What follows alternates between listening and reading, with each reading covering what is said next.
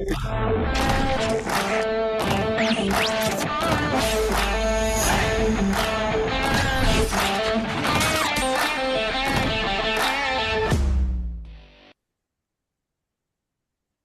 everybody, and welcome to this very, very special WBC talk. We have a lot of people here from the WBC and the board. Let me first introduce Xochitl Lagarda. Xochitl, the director of WBC University. How are you?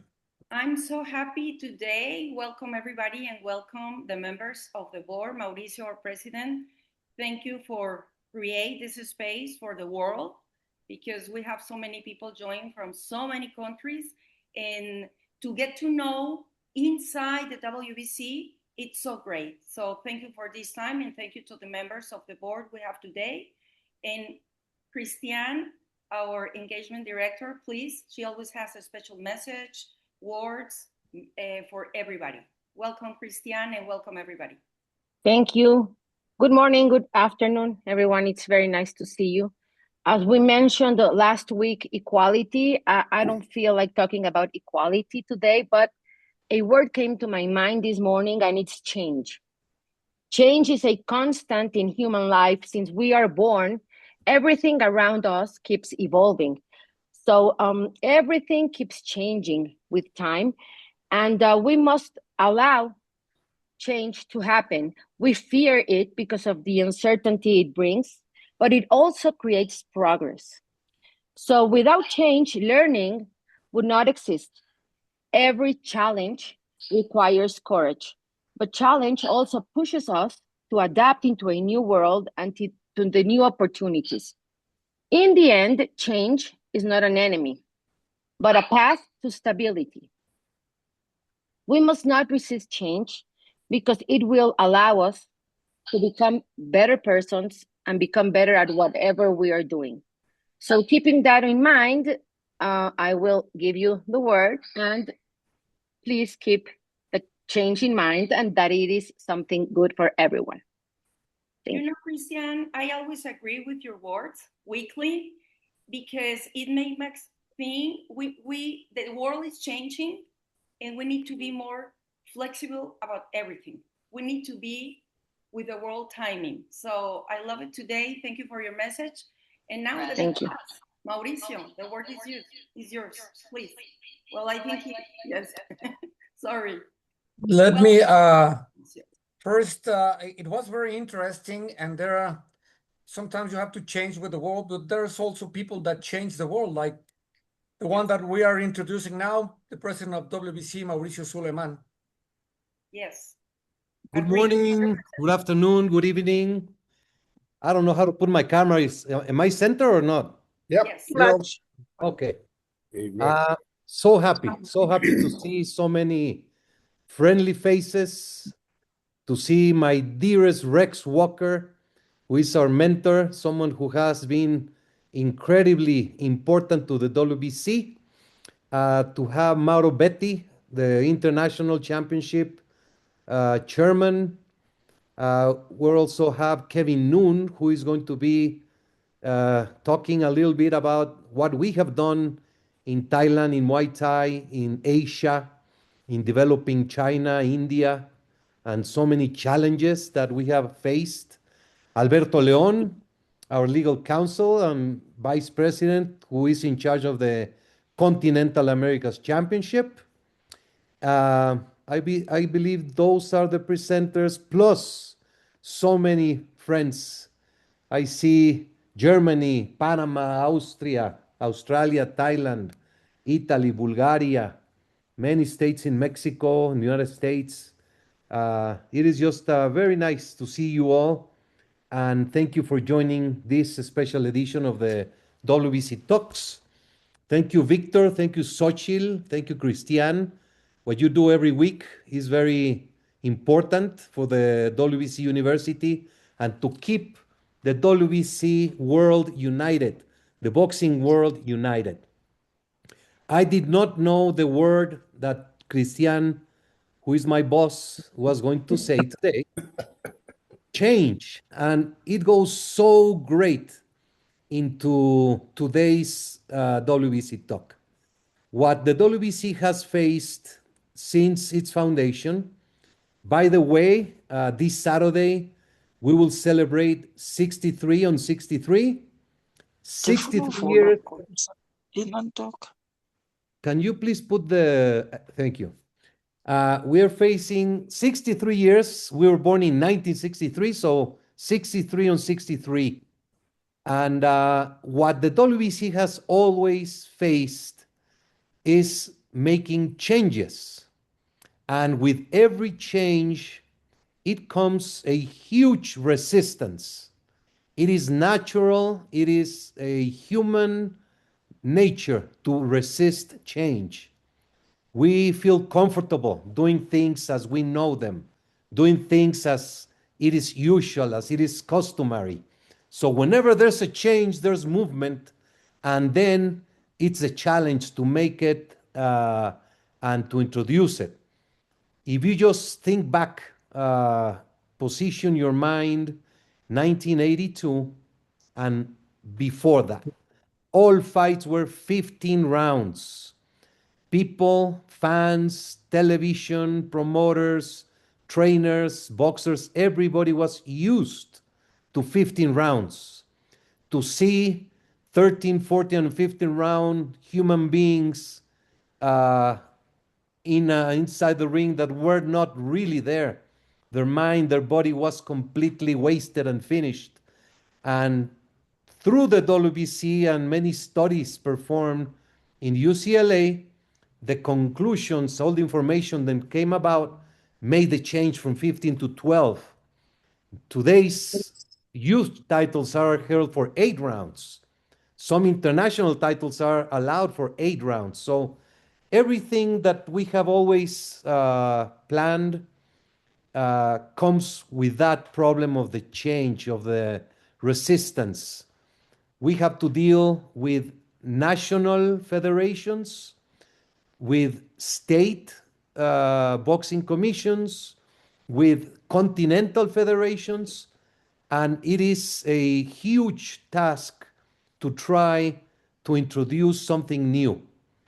So what the WBC is a non-for-profit organization with 176 countries affiliated through 9 continental federations. Each federation affiliates those countries that make up this number 176. As an example, we have the NABF, which is Canada, United States, and Mexico. Or we have the African Boxing Union with 54 countries. Or we have the British Boxing Board of Control, which is the sole entity that runs boxing in the UK. We have not only ratings and awarding championships. That's the easy part. What we have in the WBC is a huge platform, which includes a wide variety of championship committees, like the World Youth title run by Rex Walker, the Continental Americas by Alberto Leon, the Latino, the international title, the each federation title, OPBF, and all those. We have ratings committee, we have medical committee, we have technical committee, trainers, promoters, ring officials, the WBC Cares program, and an unbelievable variety of different activations and activities that we run all day, every single day throughout the world. And I see many faces of people who participate with us every single day. So we make up the boxing world. I would like to ask Rex Walker to please share with us some memories, some information on what is it that you do, what is it that your committee do, you as a person have done, and lead us into the talk of what is the WBC in the world of boxing. Okay, I'd be glad to do that. The youth program was started in 1996 in Africa. Your father asked me if I would take it over. At that time, I was working as a judge for the WBC, and I jokingly said, "Am I that bad a judge that you're going to take me off of the judge list?" But he had this idea of the youth program, and we went back and forth. You know, originally it was supposed to be for 12 rounds, and we finally got it down to 10, and now we're just doing 8 rounds. It's a title all over the world. We have fights in countries I've never heard of almost. And of course, there's a lot of problems where you have fights in, say, in Africa and things like that, getting the belts and everything and the information and getting supervisors, and because it's a low-cost show. It doesn't cost the promoters very much, and that's not the purpose of it. The purpose of it is to expose young fighters to the WBC and let them win a title and maybe be married to the WBC for their entire career. You know, we've had over 1,200 youth title fights, and out of that, about 115 become world champions, which is a pretty good ratio. And I have a lot of help from Misty, who works with me on that program. She's very strong and does a good job. And sometimes I want to do something, and she says, "No, Rex, you can't do that." And I think she tells Mauricio the same thing. But it's a great program, and I'm very proud of what we've got done to represent the WBC in this manner, and hope we can do it for many more years to come. Rex, 115 youth champions have gone on to become world champions. This is right. For example, Canelo, right? Canelo's probably the shining star of everything. Chavez Jr., Samuel Peter, Danny Garcia. It just goes on and on and on, you know. A lot of the Timothy Bradley, 3-time Yep. youth champion. Mhm. And they are all proud of their belt, you know. And when we first started, our belt quality wasn't very good. And Canelo got a hold of Mauricio and asked him if we could get a replacement for his 2 belts that he had won. He won the NABF and the youth title while I was president of the NABF, and we got him some, and he has them on his wall in his house. And seems to be very proud of the fact that he was a youth champion. Thank you so much, Rex. We have seen, I remember very well, Timothy Bradley, young, with a huge smile, coming to the convention in Spain with the dream of becoming a world champion. He eventually became WBC world champion in 2 divisions and a superstar, fighting Manny Pacquiao and fighting many other champions. That's how the path begins. Mauro Betti is one of the hardest working you can ever see. He's a Roman gladiator. He's from Rome in Italy. His loyalty to his beliefs, his principles is unquestionable. And I am very happy that you're with us, Mauro. Hopefully, you can share with us your insight about the WBC International Championship, as well as anything that you would like to say about the WBC, the relationships with promoters, with managers, with fighters, and how it is that handling a BC committee like yours is day in and day out. Thank you, Mauricio. Thank you very, very much. I have always been a WBC man. I will never change. I remember Don Jose Sulaimán, your father, my teacher, my maestro. And in 1986, in Aruba, 40 years ago, your father created this new committee. And so it is 40 years I've been working with that. And this is the first revolutionary activity your father made up, which at the beginning, it was, taken like this. and then everybody, all organization were doing the same. But it was your father mind to make it. And the main goal of the international activity is to create new prospects, give them a chance, because at that time we understood that, meeting with your father, that there were many so great fighters who never had a chance. I mean, I have a list of hundreds of great champions in the past who never fought for the world title because there was a sort of, how can I say, short market, which they had no visibility. The international title gave them this opportunity to have visibility, and many came from that. From my heart, I have many of them. Many of them, more than 150, became world champions. And for example, remember very well when Manny Pacquiao was a young guy, and I went to supervise him as an international champion, and he was a young kid. He came from flyweight, light flyweight, then bantam, super bantam. So I have very good memories of Manny Pacquiao. He used to tell me in the dressing room, "I will win. I won't make you work too hard because I will win in 3 rounds," and that was it.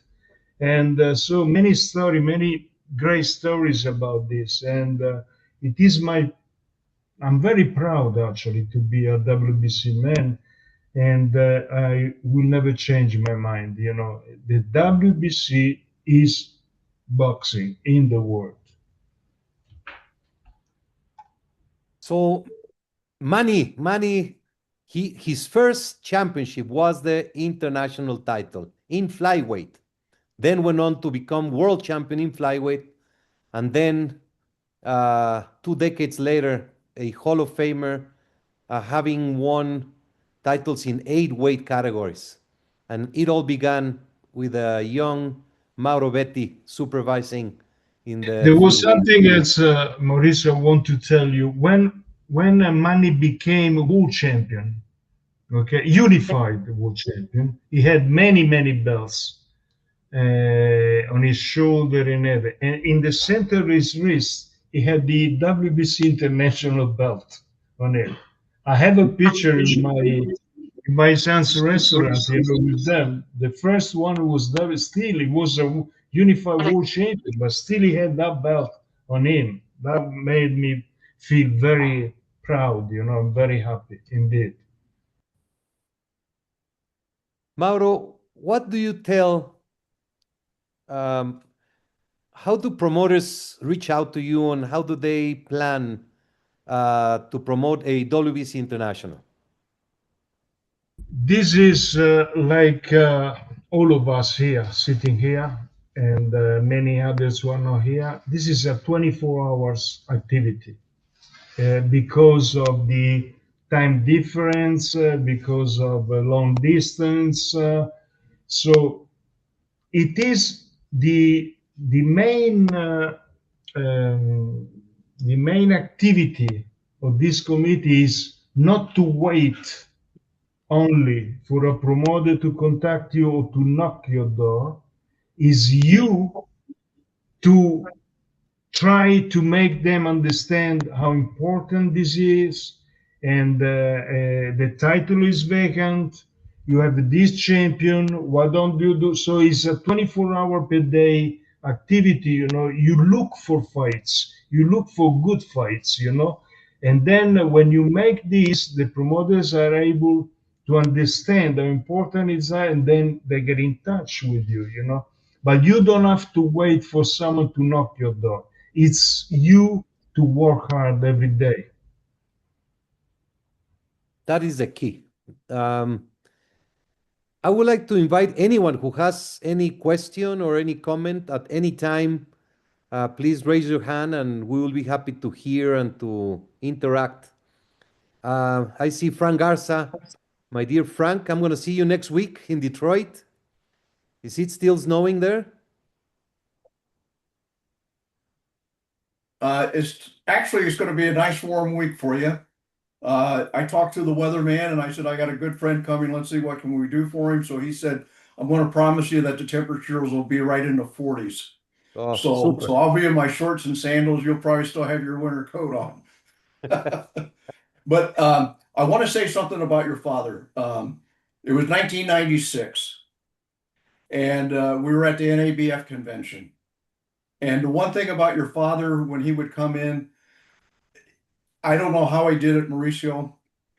If there was 2,000 people there, he always made time to sit down with everybody and listen to what they had to say.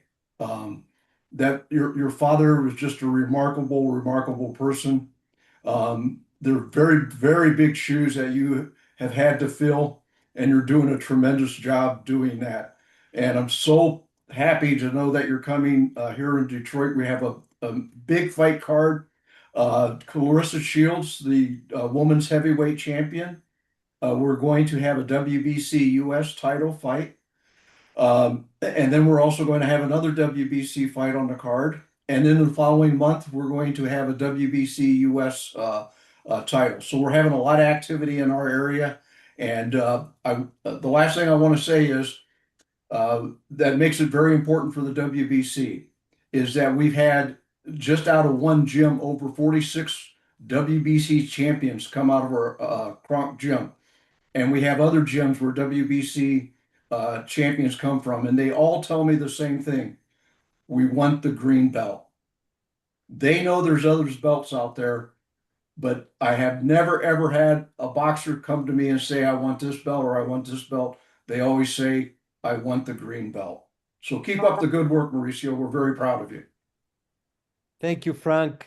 You are a Hall of Fame referee now.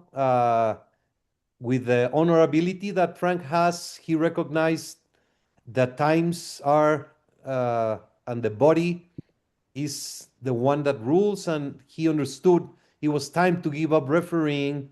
Now he's a tremendous supervisor, WBC ambassador, and a tremendous member of the team. Thank you for your words about my father. 2 days ago, we presented a book. It's called Jose Sulaimán in 12 rounds.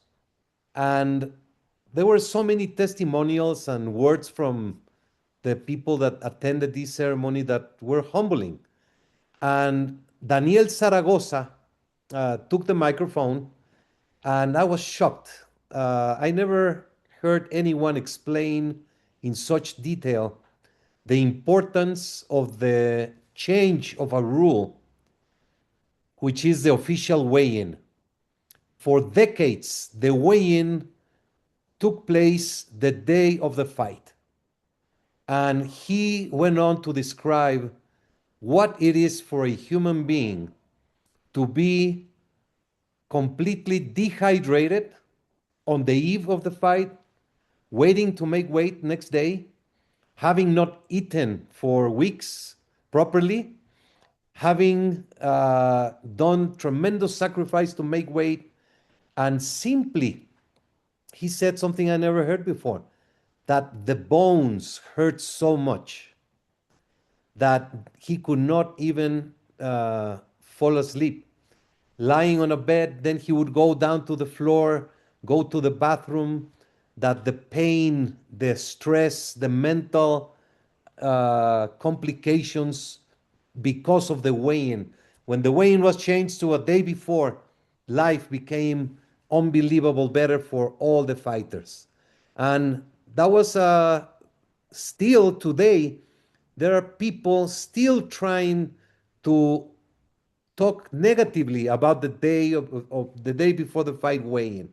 So the change and the resistance of change comes with a lot of implications. Most of them are positive, what we have implemented. Some of them are complicated because we live in a world that anyone has a freedom of putting in social media whatever they want to say and mislead the opinion of others. Is Rocky Heron? I see Rocky Heron. He's here with us. I don't know. I'm here. I'm here. My camera is not working. Thank God. Thank God we don't want to see your ugly face, Rocky. I'm so happy that you're joining us today, Rocky. You are a hero. I am sure all of you know Rocky Heron. He is the WBC ambassador. He goes out day after day to give kids, to give young adults, to give adults, teachers, parents hope. Gives them an understanding on how we are all in a life that is very fragile, and we can fall in seconds into a trap and change our lives for the bad. Rehab prevention, drug abuse, drug contact. Rocky, give us a short inspiration words, my dear Rocky. Well, I'm proud to be part of the WBC family. Many of you have seen me or heard me talk before. And the problem is that while our governments are arguing about the laws and the policies, our populations are suffering. The suffering from drugs in the United States is infamous now. It's growing in Mexico. It's growing almost everywhere. And working with the WBC and Mauricio's new Fight versus Fentanyl program, we're looking at taking our efforts, as far as we can.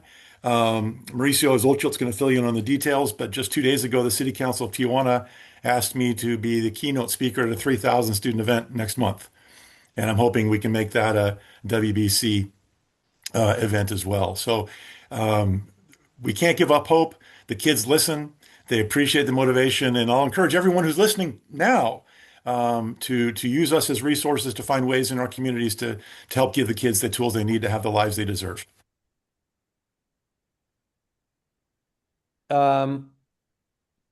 This goes very well with mental wellness, mental health. We all have complications, and a way to wrongly attend our mental health is by turning into alcohol or drugs.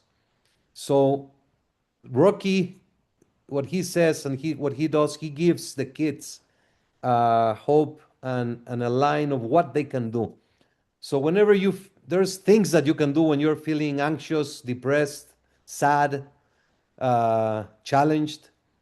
Pray, sing, exercise, play an instrument, call a friend, hug your wife, hug your kids, meditate. There are just so many ways. I have been dealing with two complicated weeks that makes you think over and over, and it's difficult. So 2 nights ago, I was trying to fall asleep and I could not fall asleep. And it had been quite some time since I prayed at night. I just began praying, and I pray and pray, and I fell asleep and woke up like an angel. So there are things that even we resist. For 8 years, I've been doing the WBC walk, and I have found resistance from myself to get up and walk. So we find challenges. We create our own challenges. And we just need to understand and find the way to break those obstacles that for some reason keep us from doing what we should be doing and make us feel good. Kevin Noon is a dear member of the WBC. He came into the WBC through Thailand. He's Irish, but he has become such a marvelous, unbelievable asset. Hardworking, loyal, dedicated, a family man. Jay Nady doesn't like him. But I would like to ask Kevin, you've been being the bridge of boxing and Muay Thai. You have been a tremendous opener for India, for China, for other countries. Welcome, Kevin. I'm very much looking forward to hearing from you. Good evening or good night from Bangkok, everyone. Thank you, Mauricio. I think you're a man of faith. You talk about that a lot. When we talked about Rex Walker earlier on, 1998, I moved here to Thailand, and the college that I went to school at is the same place where Manny Pacquiao became WBC world champion, Tong Suk College. He beat Chachai Sasagul on December 4th, 1998, to become and 2 months later, I had no idea about that, of course. 2 months later, I went to school there. So yeah, there you go, Tong Suk College, 1998. I think you mentioned Asia is such a huge ecosystem for boxing, and Phil Austin is on board here, and he will attest to that. We have such a massive team. And I think it's wonderful to see what the WBC is doing, from Bangkok with the WBC APCO, with Japan, with OPBF, with Australia, with the WBC Australasia. And every week there's a WBC championship, either in Bangkok, Singapore, Malaysia. This weekend we have WBC Far East titles in Manila, China. And it's the people that make it tick. But you can have the greatest product in the world in boxing, the green and gold belt. But unless you give it visibility, it's worthless. You have to, it's Mauro hit the nail on the head earlier on when he talked about the visibility. The people have to work. In this new digital age, every committee, if you look at all of the federations and committee of the WBC in Asia, whether it's OPBF, WBC APCO, WBC Far East, WBC Australasia, we have constant visibility day in, day out on X, on Threads, on Facebook. And the people behind the administration of it are communicating with not just with the promoters, with the boxers, because the boxers, without the boxers, there is no promoters. So one of the key things, and now Bangkok is becoming such a hub. We now, before COVID, it was almost a depression here. There was only 2 boxing promoters in Thailand. Now we have 17 boxing promoters in Thailand. This month alone, there's 7 shows in Bangkok with boxers from 90 countries, and it's incredible. So the shows have 22 fights. Now people are flying in. So Asia is in a renaissance in terms of the activity. And the facts don't lie. The simple reality is, and it's no disrespect to any other organization. And you can check it on the record keepers. WBC is at the forefront of this. And it's not just me, it's everybody, all of the people. Aku Zhang in China. It's incredible the work Aku is doing. All of the people in Singapore, Malaysia, Vietnam, Miguel Alorde in the Philippines, everyone. Gerald Tomaldan is refereeing a WBC Far East title this weekend. Miguel is the supervisor. The team in Mexico. So it's the global ecosystem and the support that everyone is building. And then let me talk about the Muay Thai. WBC Muay Thai now is incredible. The global the footprint we have is quite phenomenal. The bread and butter for WBC Muay Thai used to be just the professional titles. Now it's amateur and youth. We created the WBC Muay Thai amateur and youth system only 3 years ago. And we do the WBC World Championships once a year for amateur and youth. This year in June, it's in Bangkok. Last year was in Verona. We had 900 fighters, 4 days, 848 fights in 6 rings. This year, the World Championships are in Bangkok in June. We will have 1,000 fighters, 6 rings, 4 days. We expect 900 to 1,000 fights. The ecosystem for Muay Thai around the world is incredible. And now the green and gold is synonymous with it. The Thai government is supporting us. Governments around the world now are bidding. We had an event last week with Mauricio's good friend Sheikh Fahad in Qatar, and on that show we had WBC APCO titles for boxing, and for the first time ever and unheard of, we had WBC Muay Thai titles on the show. And now Sheikh Fahad is now aware of the amazing Muay Thai World Festival, and there's a possibility it may go to Qatar someday in the future. So the Mauro said it, we're open 24/7, and there's a great old saying my grandfather used to say to me in Ireland. He used to say, sometimes I want to quit and sometimes I don't want to quit. So which is going to win? So you want to quit? Quit. You don't want to quit? Don't quit. My grandfather used to always say that to me. So there is no quit in you. We can't quit. It doesn't matter. We keep going. And I want to say to Mauricio, the last 2 weeks, you handled that situation with Chris Mannix, all of these guys. That was incredible. You stood your ground. You stuck to the facts. Everything was fantastic. These guys have an agenda. They're in this way we are moving forward. But the WBC keeps going. I'm done talking. Let's hand the mic over to someone else. Mauricio, can I say one thing? Absolutely, Bobby. We need Please. to congratulate Kevin on hosting a phenomenal convention last year. It was tremendous every which way you could think about it.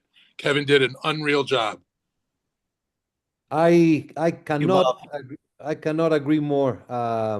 Kevin worked and he paid a big price He has had 2 surgeries after the convention, and he's a real hero. He put together, he made it happen. General Tanapol and the team, but we understand, Kevin, how much you sacrificed, and we are very appreciative, because when you think of Kevin Noon, a smile comes to your face. And that's how I would like everyone to be. You know, in the WBC, we are very good people. We are not in boxing for any personal gain, for any interest. We all share values and principles. Whether you are a judge, a supervisor, uh, even journalists, even promoters, managers, there's always something that you do. But everybody has, and we earn the living differently. So boxing becomes such a passion, and it is a place where we can find ourselves into a comfort zone, the WBC. I would like to, I like to say it, I like to welcome back Bobby Ellen to the boxing, the WBC. He came back to the convention. Bob took me to high school. He drove me and my father to Winchendon School, and he's responsible that all my friends were happy at all times, because he introduced me to the pizza place, and everybody thought I was a teacher. So I was very, very popular, thanks to Bobby Allen. Jill Diamond is the heart and soul of the WBC. One day she wrote an email, un café, to the general account, and one of the greatest life, I'm losing my words, but my father had a very disciplined objective to always attend every single matter, regardless if you might think it's something that is not important or minimal.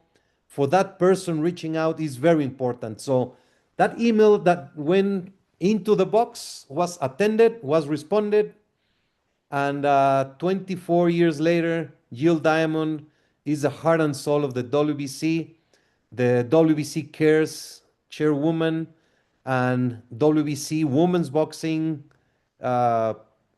promoter of making WBC to start boxing. So Jill, I love you so much, and I cannot wait to hear from you.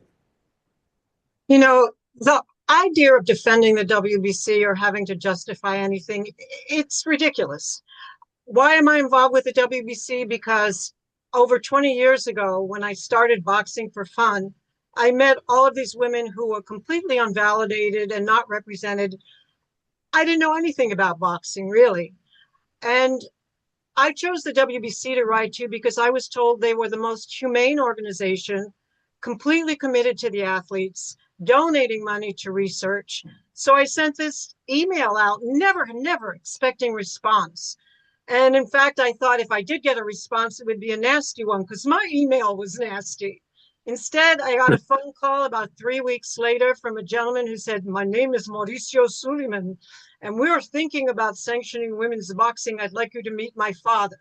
And I have to tell you, Mauricio, when I met your father, he was not terribly impressed with me. He had a kidney stone. He had to go to the hospital, but he insisted on having lunch first. That was Jose to me, the food and then boxing. And it's been an unbelievable journey. And at that time, women's boxing, talk about change. I mean, one of the top promoters used to call it a sideshow. And now women are filling stadiums. And Jose, who was a gentleman of Hispanic background, who had a culture that was involved with never hit a woman, it hurt him sometimes to watch the women box, but he knew they were entitled to equality as athletes. But he would turn away sometimes. It was very touching, because he had to go against a lot of the things that he was culturally raised with in order to make sure that it was talent, not gender, that took care of our athletes. And Of course, there's still inequities, but that's the way it is in all things that have to do with women, whether it's sports or business or whatever. We'll always have to keep fighting for equality.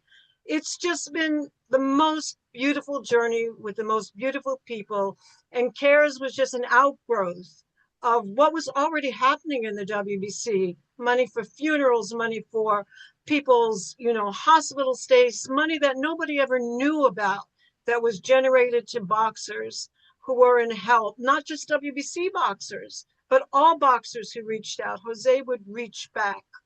It's just been an unbelievable experience. And Chris can tell you more about what we're doing with WBC Cares, because it was a grassroots movement that blossomed because it was needed, because it's genuine, because the people involved don't get paid. They're totally authentic. And it's the platform that WBC established: service to others, give back. Do you remember the first visit of WBC Cares? I do. It's very interesting because Jill called and she said, let's do a visit to a children's hospital. So we said, okay, go ahead, contact them, blah, blah, blah. Tell us the story, Jill. So it was very difficult getting into that hospital. And Stephen Blake can tell you also that at the beginning, they did not want boxers into these hospitals. They let football players in, soccer players in, but they had a different concept of who the boxers were. But we knew the person who was involved in building children's hospitals. So he said, okay, let them in. It was the most spectacular visit. It was with Gennaro Hernandez and with Eric Morales. We went through all of the wards. We spoke to the children. The children, some of them didn't know who the boxers were, but their parents did. And by the end of that visit, they were in love with the boxers. We got a letter from the hospital saying it was the best visit, the most humane visit they'd ever had. And may I tell the sad thing that happened? It's actually inspiring, but Gennaro Hernandez kept going back to that hospital. He couldn't leave it alone. He kept bringing toys in and visits. And after he passed away, one of the fathers of one of the children wrote to Mauricio and said, if it were not for Gennaro, he doesn't believe his son would have made through that grueling treatment. And we never told the father that Gennaro had passed from the same illness that his son had. But the amazing amount of contact. They love the athletes because our athletes are authentic. They don't make any money. They go there to share who they are and inspire the people, whether it's at a school or with Rocky or with the bullying program. They know our guys are there. They know their stories are true. And it just is an amazing experience. And now we're all over the world with 30 chapters. And Mike Chris, who is one of the best change speakers, great word, and it's an amazing experience. Thank you so much, Jill. Phil Austin, 25 years sober. Wow. Good morning, everybody. Yeah, in May this year, it'll be 25 years since I gave alcohol away, and just the words that you said and that Rocky said earlier really sort of hit home with me. I don't think I'd be alive now, and certainly I wouldn't have had the career I've had in boxing. Basically 1 year after I got sober was my first world title assignment back in 2002. So I owe everything to actually getting sober. But what the WBC does in regards to drug and alcohol issues is, I'm so glad I came to the WBC. I really am. Nobody else does what we do.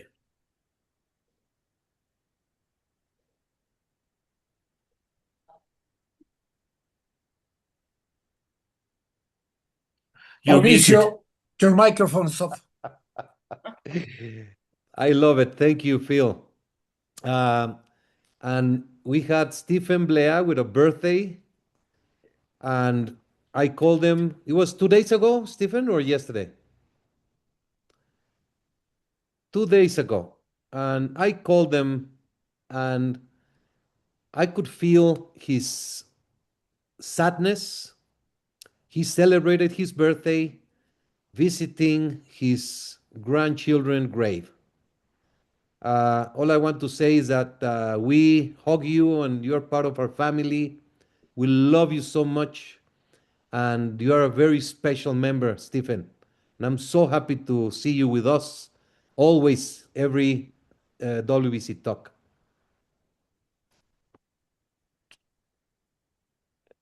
Alberto León is a lawyer, so we forgive him for that. But he's such a hardworking, dedicated boxing man. He joined the WBC after chairing the New Mexico Boxing Commission for many years, and he became a dear friend of my father, came in and has brought great stability to the organization, hard work, dedication, and now he runs the WBC Continental Americas title. At the same time, he runs the Jose Sulaimán Fund. He's heavily active in the clean boxing program, and we have to deal together with every single complaint, grievance that comes from any part of the world. So, Alberto, welcome. Looking forward to hearing from you. Thank you, Mauricio, for that very generous introduction. You know, when I listen to everybody, what comes to mind is, to me, what the WBC is. And one of the occasions that it was one of the saddest days in my life during Don Jose's funeral, that kind of illustrated for me what the WBC was. And I believe that you were standing there a couple of times. There were people coming in, families, couples, men alone, women alone, crying in the grave. And there were people that none of the family knew. And then they would ask, how do you know Don Jose? Oh, and the barber or somebody he knew, I was an addict. I was an alcoholic. And Don Jose got me into a center. And Don Jose, or, my child was in a wheelchair. And Don Jose makes sure that he had a good, stuff like that. And that permeates through what the WBC is. And there's so many misconceptions out there of what we do and why we do what we do. And it's sometimes, it's so difficult to make people understand that our organization, we are not a warehouse of titles. We are not a warehouse of belts. We are not a warehouse of ratings. We are an organization that lives and dies for protecting the fighters, for helping the fighters' families, for taking care of people.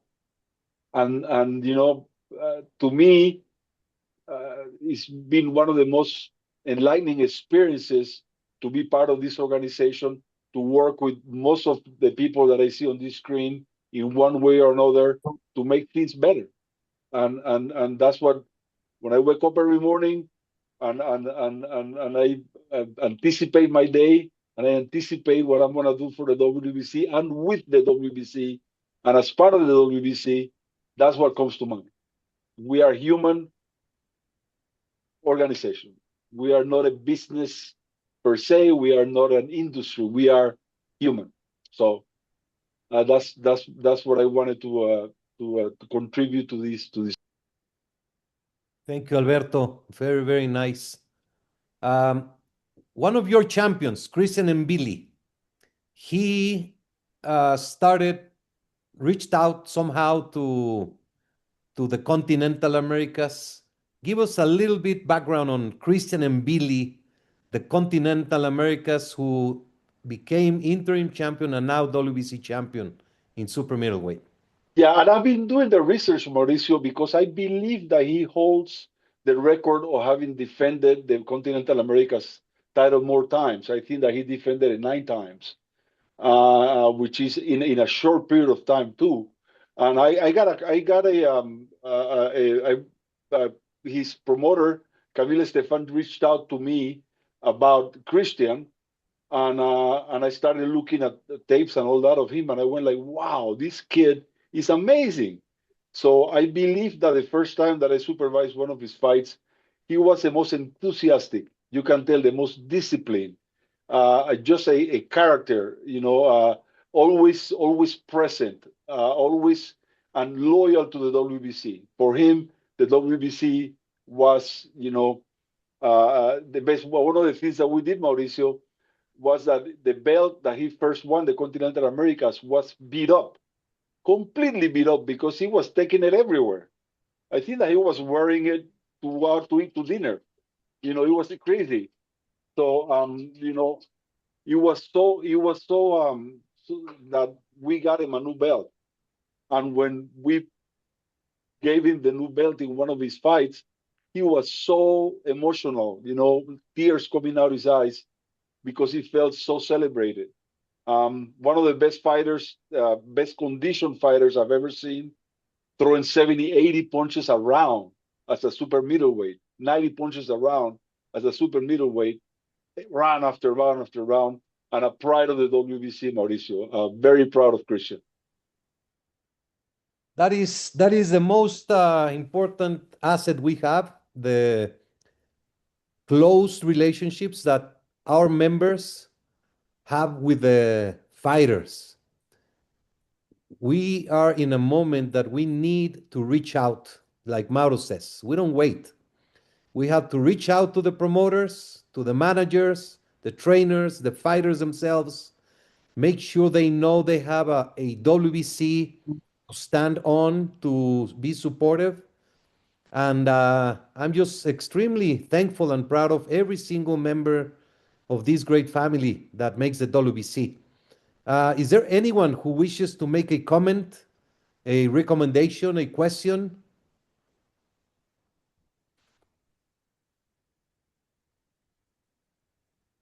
Okay. Xochitl. Okay. Oh, no, I'm sorry, Karim Vason. Please. Hello, sir. Myself, Ariful Karim Bhasan, me from Bangladesh. I was international boxer formerly. Right now, I'm boxing coach in Bangladesh, and I also attend WBC course, online course, and I am also RJ, judge referee, and judges in Bangladesh. You take the course in the WBC University? Yes, sir. Is good or Online. so? Is good? Yes, it's good. We are our course coordinator is Kevin Noon, sir. Very nice. Hello, sir. That is so important. We need Yes, sir. that link, and that's Yes, sir. perfect. In our country, in Bangladesh, we have lots of talent and promising boxer. If we do work, then they will be one day they will be shining. Well, I will remember this moment you and I spoke, and I look forward for your dedication and support. Thank you. Thank you so much, sir. Thank you so much, sir. Yes, Kevin. I'd just like to commend Mr. Karim. In Bangladesh, there's fantastic work going on there right now from the grassroots up. Karim has been a judge and a referee since 2022. And everyone at the commission there, everyone inside their organization is doing great work. They had a great delegation at the convention. They're always researching and doing great work. And it's a difficult place to do professional boxing. And last year they had a big political upheaval in the country. But thanks for joining, Karim. And fantastic team right there. They're doing well. Thank you so much. It's my pleasure, sir. Xochitl, did you want to say something? Yes, please. We usually do a closing, Mauricio, which I want to say right now. And I want to thank everybody, beginning from you, Mauricio. I really love and enjoy these WBC talks, seeing the sensitive. I'm so proud to be part of this family. And I just want to do like a closing here. Rex Walker took us back on Xochitl, time. Before you close, Yes. Jill wants to say something, correct? Yes. And then Xochitl is going to close, And Rex wants to say something also. So Jill, Rex, and then Xochitl. I'm from New York. Excuse me for butting in. I just want to say something based on things that have happened in the last few weeks. It's easy to say it's not about the money after you've made the money. It's easy to say I don't care about the people who helped me when you're surrounded by strangers who only know you on Facebook. But I wanted to say that boxing unites the world like all sports do. But the WBC unites people. We are a family. From the birth to the grave, we are a family and we stay with you. And I want people to remember that and think about all of the people that the WBC has aided in their times of need. It's really important to me. Rex? Mauricio, I wanted to congratulate you the way you handled that gentleman on the interview you had the other day. I don't understand why he couldn't understand a rule is a rule. If you had a football game and you suddenly decided you want to put a soccer ball in, you can't do that. It's against the rules. It's so simple. There's nothing to talk about. The rules, what we do is what we do. And I was very proud of the way you handled. Being an old cowboy, I probably got up and punched him before, but you behaved. Didn't give him any trouble, but he deserved to be roped and drugged down the street, to tell you the truth. But I'm proud of you. Thank you. Thank you. It's difficult because when you have abuse of power, when you have anarchy, you have actions where they completely go against the rule and order. It's difficult, and they get stuck. They don't care to know what happened or what is the rule, and they get stuck in the criticism. But this is where we are, and the only thing that makes us strong is the unity and the strength from each one of you. We individually make an unbelievable strong group. So I love you all so much. Thank you for, what does it say? Never give up, Stephen, the t-shirt, never give up.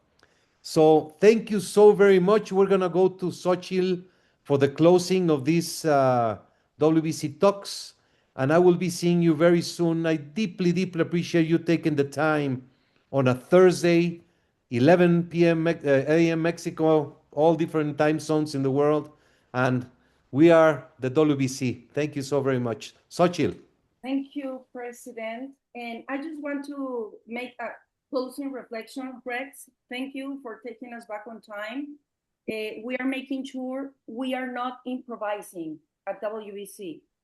Okay, we are not improvising. You spoke to us about tradition, about the beginning, and it's important to remember that, to remind that to the new generations and to those who you want to punch, okay? We need to be speaking more about all this.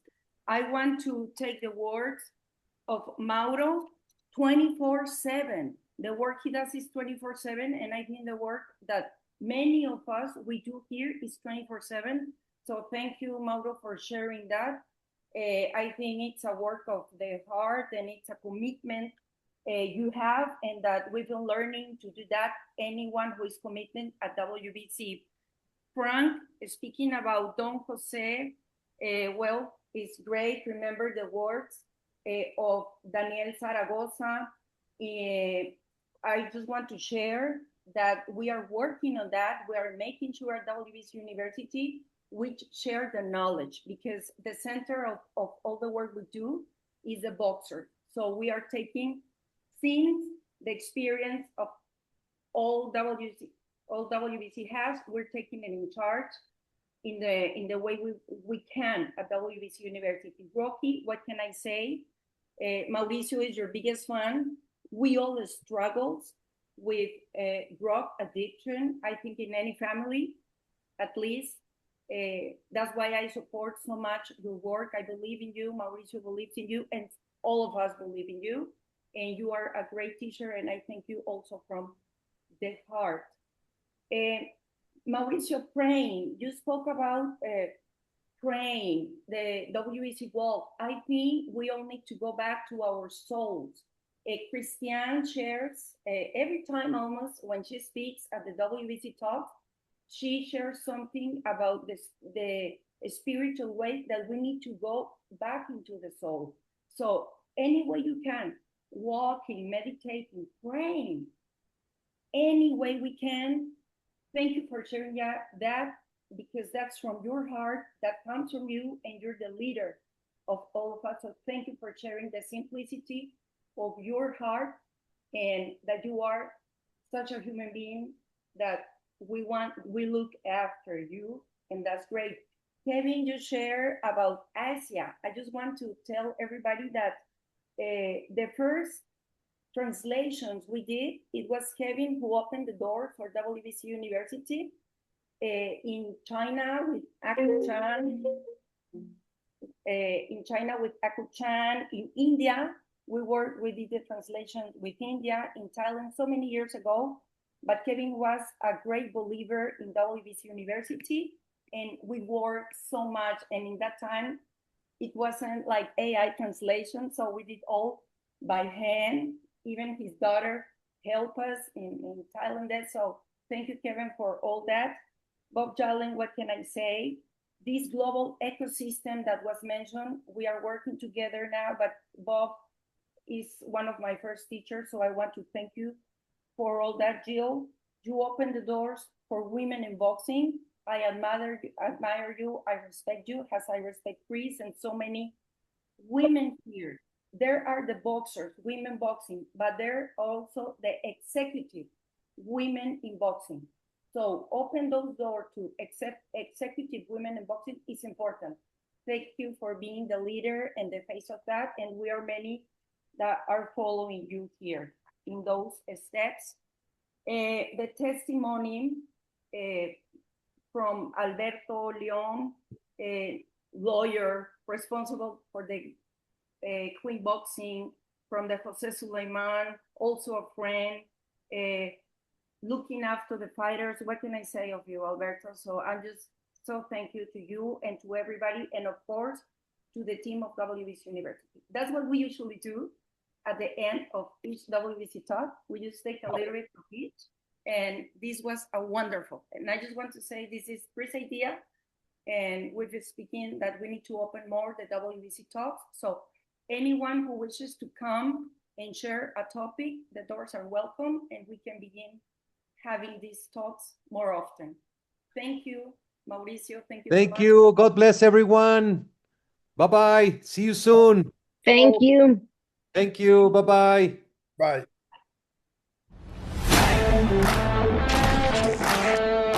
Bye, everybody. Bye, everybody.